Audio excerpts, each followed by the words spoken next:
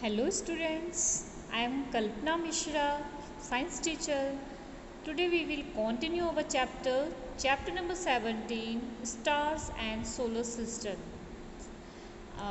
Students हमने पहले stars के बारे में स्टार्ट कर दिया था, ठीक है। उसके पहले जो है हमने सिलिशियस बॉडी डिस्कस की थी, ठीक है। तो आप लोगों को शायद वो अच्छी तरीके से समझ आ गया होगा। तो हम आगे नेक्स्ट स्टार जो हम कॉन्स्टलेशन से स्टार्ट किया था, नेक्स्ट है हमारा constellation Orion. Orion is another well known constellation that can be seen during winter in the late evening, ठीक है। तो ये क्या होता है, ये विंटर के टाइम में दिखाई देता है ऑलमोस्ट। आपने ये ध्यान रखना है कि कौन किस सीज़न में होता है, ठीक है। इवनिंग में, जब विंटर के सीजन्स में इवनिंग में आप ओरियन देख पाओगे। It is one of the most magnificent constellations in the sky. It is also have 7 or 8 bright star. Orion is also called the Hunter. जो ओरियन होता है उसमें 7 या फिर 8 ब्राइट स्टार्स होते हैं और इसे हंटर भी कहा जाता है। क्यों हंटर कहा जाता है? क्योंकि जो इसके स्टार्स आपस में कॉन्स्टलेशंस में जुड़े होते हैं ना, वो ऐसा लगता है जैसे किसी हंटर की शेप है।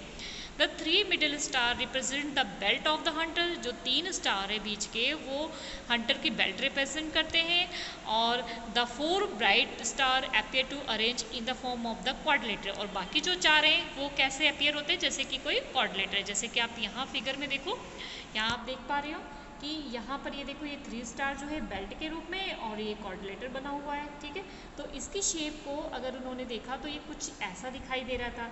तो ये इसकी शेप कैसे दिखाई दे रही है? इन्होंने इमेजिन किया कि जैसे कि कोई हंटर, ठीक है। इसलिए उस ओरियन की शेप को क्या नाम दिया गया कि हंटर की जैसा है, ठीक है। तो ये तो गई हमारी ओरियन की शेप।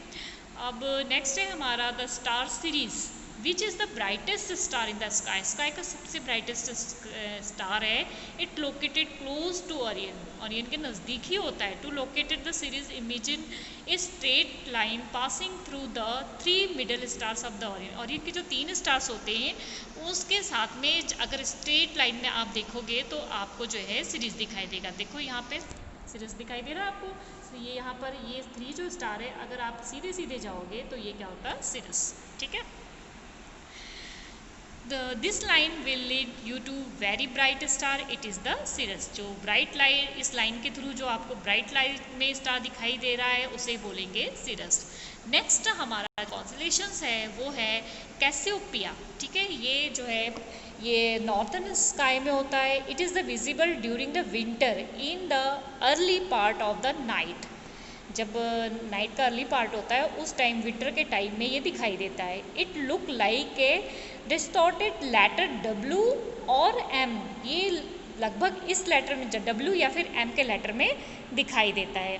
डिड यू नो, क्या आप जानते हो, a constellation does not have only 5-10 star. कि सिर्फ 5 और 10 स्टार्स नहीं होते कॉन्स्टलेशन में। It is A large number of star. इसमें बहुत सारे स्टार्स होते हैं। However, we can see only the bright star in a constellation with our naked eye. हम अगर अपनी आँखों से ब्राइट स्टार्स के थ्रू अगर देखें, हम अपनी नेक्ड आई से बहुत सारे कॉन्स्टलेशंस देख सकते हैं। All the stars which make up a constellation are not at the same distance, they are just in the same line of the side in the sky. Sky के साइड में ये क्या करते हैं, सारे स्टार्स अलग अलग डिस्टेंस पे या सेम डिस्टेंस पे जो होते हैं अपने एक कॉन्स्टलेशंस बनाते हैं। अब ये तो हमारे स्टार्स हो गए। नेक्स्ट जो है हमारा पार्ट है वो solar system. Most important topic है सोलर सिस्टम। तो यहाँ से भी आपसे काफ़ी क्वेश्चंस पूछे जाते हैं, तो आपने ये चैप्टर को बहुत अच्छे से करना है। ये सिर्फ आपके 8th क्लास के लिए इम्पॉर्टेंट नहीं है, आगे चल के आप जब और भी कॉम्पिटिटिव एग्ज़ाम में बैठेंगे उस टाइम भी आपसे इस चैप्टर से काफ़ी क्वेश्चंस पूछे जाते हैं। The sun and the celestial body which the revolve around it form the solar system. जो सन है और उसके आसपास जो भी सिलिशियस बॉडी है वो सारे जो घूमते रहते हैं उन्हें क्या बोलते हैं? Solar system. Its consist of a large number of bodies such as the planet, comets, asteroids and the meteor, ठीक है। ये सारी चीज़ें जो है घूमती रहती है कि किस वजह से? The gravitational attraction between the sun and this object keep them revolving around it. ये ग्रेविटेशनल फोर्स के कारण ये सन और ये ऑब्जेक्ट्स जो है चारों तरफ रिवॉल्व करते रहते हैं। The earth as you know also revolve around the sun. ये तो मैंने आपको पहले भी चैप्टर में बताया है कि जो अर्थ है वो सन के चारों तरफ क्या करती है, रिवॉल्व करती है। It is A member of solar system. ये भी सोलर सिस्टम के अगर हम मेंबर की बात करें तो उसमें ये पाई जाती है। कौन? Earth. It is a planet, ये भी एक प्लैनेट है। There are 7 other planet that revolve around the sun. The 8th planet in their order of the distance from the sun are 8 planet कौन से हैं? Mercury, Venus, earth, Mars, Jupiter, Saturn, Uranus and Neptune.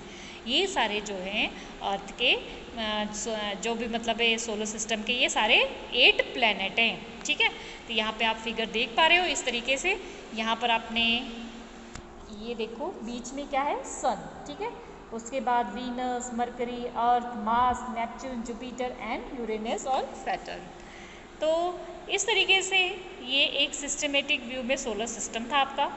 अब बूझो कह रहा है I had read that there are 9 planet in the solar system. बूझो कह रहा है कि मैंने तो ये पढ़ा था कि जो सोलर सिस्टम है उसमें 9 प्लैनेट होते हैं। Did you know? अब आपको बताएं कि ऐसा क्यों है कि till 2006 there were 9 planet in the solar system. मतलब 2006 तक तो जो है सोलर सिस्टम में 9 प्लैनेट थे। वो जो 9वां प्लैनेट था वो क्या था? Pluto. Pluto was the farthest planet from the sun. Pluto जो था सन से बहुत ज़्यादा दूर था। In 2006 the International Astronomical Union, ठीक है, ये आपको फुल फॉर्म याद रखनी पड़ेगी, IAU की, adopted a new definition of a planet. उन्होंने नई डेफिनेशन दी कि Pluto does not fit this definition, it is no longer a planet of the solar system. क्योंकि ये सन से बहुत ज़्यादा दूर था, इसलिए इसको सोलर सिस्टम में जो डेफिनेशन में मेंबर्स लिए गए थे उससे इसको क्या कर दिया गया? अलग कर दिया गया। तो हम सोलर सिस्टम को पढ़ना स्टार्ट करते हैं। फर्स्ट है हमारा sun. The sun is the nearest star from earth. हमारे सबसे नियरेस्ट अगर कोई स्टार है तो क्या है? सन। हमने अब पिछले अभी चैप्टर में इसमें पढ़ा था ना पूरा कि स्टार्स हमें छोटे क्यों दिखाई देते हैं और सन हमें बड़ा क्यों दिखाई देता है, क्योंकि हमारे नज़दीक है और स्टार्स हमसे बहुत ज़्यादा दूर है। It is the continuously emitting huge amount of heat and light. आपको पता है ये बहुत ज़्यादा मात्रा में हीट और लाइट क्या करते हैं? निकालते हैं। ठीक है, the sun is the sources of the almost all energy on the earth. In fact the sun is the main sources of heat and light for the planet. हमारे प्लैनेट के लिए कोई भी सोर्सेस अगर है हीट का, light का, तो वो कौन है? सन। Next the planet. ठीक है, सन के प्लैनेट सारे देखते हैं। The planet look like star but they do not have light of their own. Planet star जैसे ही हैं लेकिन इनकी खुद की अपनी लाइट नहीं होती है। ठीक है, दे merely reflect the sunlight that fall on them. Can you distinguish between the planet and star? ये क्या करते हैं? दूसरे की लाइट से को अपने ऊपर से रिफ्लेक्ट करते हैं। जैसे कि मून का हमने पढ़ा था कि उसके ऊपर लाइट पड़ रही थी और वो लाइट रिफ्लेक्ट हो रही थी जिसकी वजह से मून हमें दिखाई दे रहा था। इसी तरीके से सारे प्लैनेट जो हैं सन की लाइट की वजह से दिखाई देते हैं। तो इस तरीके से आप प्लैनेट और स्टार्स में जो है डिफरेंटिएट कर सकते हो। The simplest method of identify planet from the star in the star twinkling. अगर हम सिंपल देखें डिफरेंस इनके बीच का, तो स्टार्स जो है वो ट्विंकल करते हैं और प्लैनेट ट्विंकल नहीं करते हैं। Also the planet keep changing their position which represented to the stars. ठीक है, अगर स्टार्स के रिप्रेजेंट में देखें तो प्लैनेट अपनी पोजीशन को चेंज करते रहते हैं।